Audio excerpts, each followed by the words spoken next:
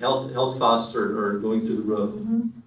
But it was also brought up at the input meeting that maybe we send something out to the staff, kind of pointing some of these things out.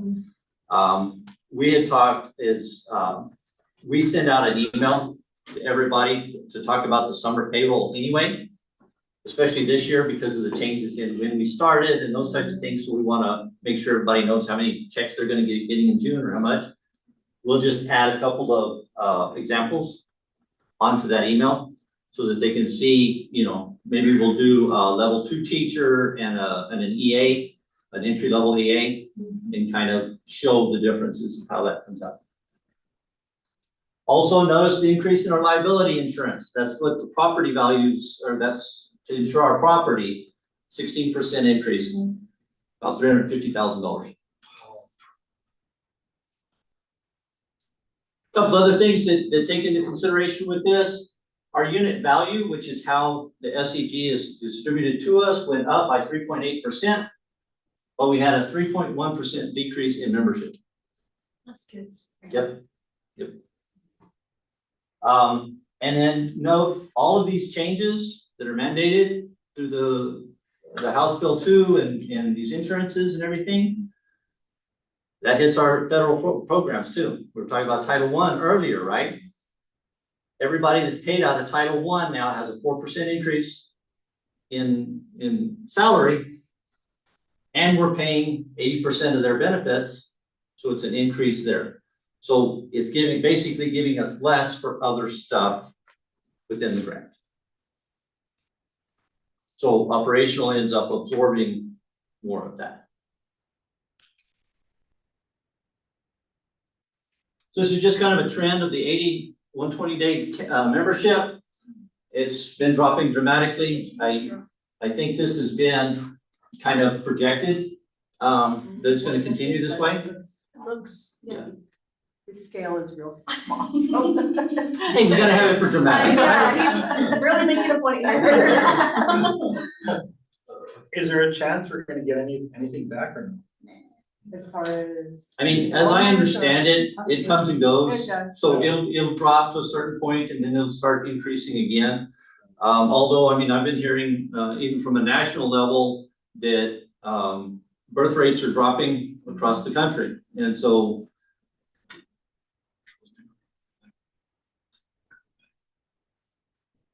I don't think so. that all affects our membership after they get back into school.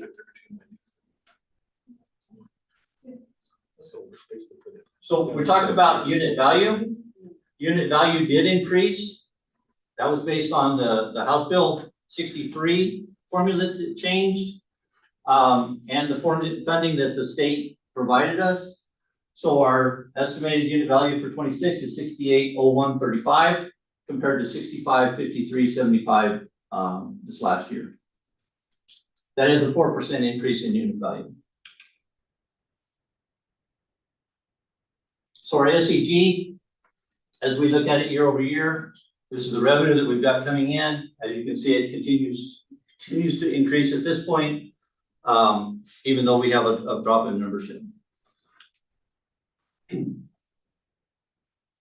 Some of the things that make up the multiplier for the SEG are additionals to there. So we talked about those adjustment factors. Our $4,600, our 4,600 membership comes $6,000 units of that. And that's because of those factors that we talked about, right? The sixth grade went from 1.045 to 1.3. Those factors is what makes these adjusted program units. So for every 3 kids, we get 4, basically, in 6th grade. Yeah. We can count an extra kid. Yeah. Imagine it. And then you have, Yeah. and then you have special education units, you have fine arts credits, you have National Board Certified Teachers that give you some additions for that. The at-risk here, it looks like it was a drop for us, but remember we separated out the English learners. So we ended up from between 25 and 26 we ended up with an increase in units that we apply the increase in unit value to. Were we required to put that, divide that out? Yes. The last two in the, I separated those two out because whenever you look at the formula to calculate it, it is as a separate line item. oh, okay, thank you. There's my salary. So one of the things that I wanted to make sure that everybody understands We'll write a check. is I'll give you a few dollars. we talk about, SEG and what we have, and we talk about cash balances. One thing we have to be very, very careful of is all of these reoccurring salaries and benefits, all of that stuff. We've got to make sure we watch and make sure that only comes out of reoccurring money that we're going to get every year. We cannot budget, or we should not budget for any of those types of things, any of those reoccurring expenses higher than what our estimated revenue is. Okay. And just to throw a few percentages up there, salaries is 79% of the projected revenue right now. You don't have a lot of room for other stuff. People are expensive. The other thing that everybody wants to know is what is instructional versus other, right? Now, instructional, I talked to some people from PED at the spring budget. They are looking at functions 1,000, 2,100, and 2,200. So that's your direct in the classroom teachers. That's your support staff for like attendance and those types of things. That's your nurses, librarians, those type of things are falling into that 21 and 22, okay? Right, what we're projecting in the budget is 70% of our revenue is gonna go to the students. Now you think, well, that leaves 30% for admin. Well, that's It's not just exactly true. admin, right? That's not just admin. In that number, that's 30%, that's all your facilities workers, that's all your custodians, that's anybody else that's supporting those schools. Yes, admin is a piece of that, but it's also those other requirements, everybody in transportation, all of that to get your kids here, make sure it's there. Food service is not in this because food service is paid from its own 21,000 program. Okay. We're also proposing in here for other items that are one-time purchases. That way we can use that cash balance, right? And we're doing 8.593. 8 million of that is the bar that you guys approved at the last meeting. We talked about security upgrades. We talked about the soccer practice field. We talked about early college bathroom remodeling that's needed for ADA, the auditorium for bathrooms for ADA as well. Some of the other things that are part of that, the 593,000 is we're looking at digitizing all of our student records. We're looking at new uniforms for the band. We're looking at a couple of vehicles. We do have a lift truck for the facilities. We can't use it anymore. It's been red tagged. It's not usable. So we're looking at being able to replace that. So that's what's in that one-time money. I know the state always looks at it as one-time money or reoccurring, and I wanted to try and split that out for Deming Public Schools in that fashion.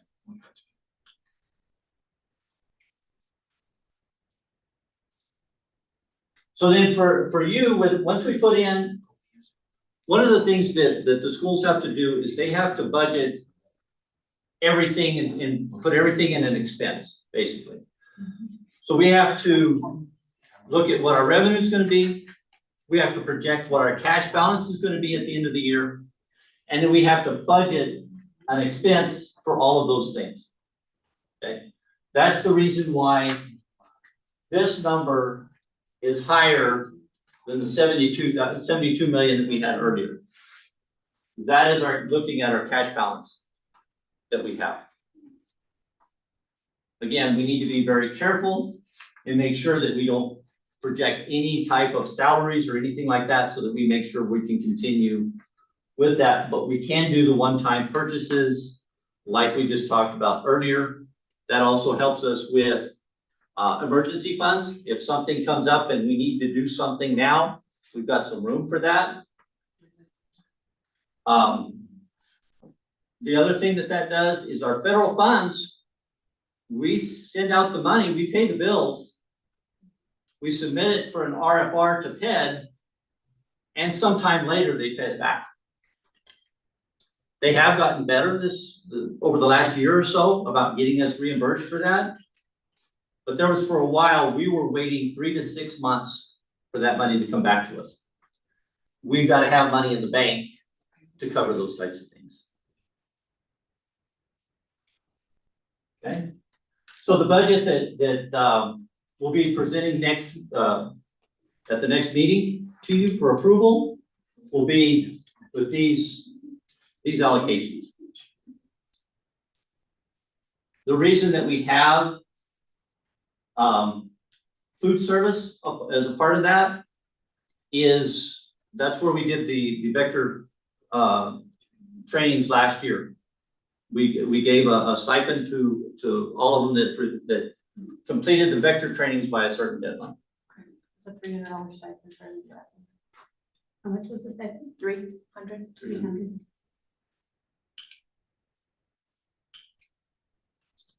And it's to have them, because there was like 11 trainings, so it's to pay them to do it after hours. And so the money that we've been talking about so far is all just operational. That's what we use to run everything. We do have some capital improvement money that's out there. We talked earlier about doing a bond issuance. We can use that for capital improvements. We talked about RST's geothermal, heating and cooling. We've got a baton on the way there as well. And then you guys also approved the facilities master plan, which is a living document, so we can make adjustments as we need to. But that is that's a different funding source. So with this, I'll be getting you more detailed information, if you will. Should be going out in the packets for next week. I did ask if we can get that out to you on Monday so that I can get all of that done. Our budget is due to PED by May 19th. So that fell in just right for the regular meeting of May 15th. To approve. Yeah, Charles. Sorry.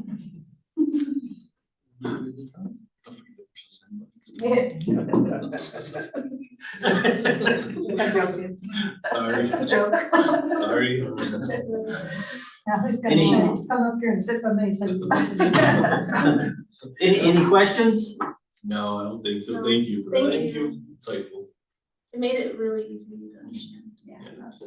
So I was gonna ask overall, how are we looking? How's the health of the budget? The district's in very good shape right now. Kind of going back to the little bit of history that I've got, I've been here I started in 2017. Whenever I first started, we had a lot of problems. Remember, that's right after they found the fraud. The embezzlement of what was it, $175,000? Well, that's under the bridge, and now let's yeah, make sure that it is. nothing's happening, because next time we're gonna. We're Well, tightening down, we're just tightening. balancing this. And part of that is, I do keep reminding people of that, just because if they forget, then they get a little slacks in their processes and their procedures. And we put a lot of processes and procedures in place so that we don't end up in that situation again. But every once in a while, everybody needs a little reminder. Okay. Also at that time, it was real tight with money. There wasn't a lot of cash balances at that point. Now, part of that is because I think PED had just done a cash sweep a couple of years before that, which ended up taking money back away from the district and then causing them to work harder to maintain The cash balances have been built back up again, but we have to watch and make sure that we don't build them up too big where the state starts coming in and looking at those again. That's part of the reason why, Superintendent Chavez, before she left, asked Ted for that $8 million to be able to spend it on capital improvements. And we got that in and a bar went to you guys. Thank you. Appreciate it. You have a test starting? Do we need a test now? No. On to announcements and requests for agenda items.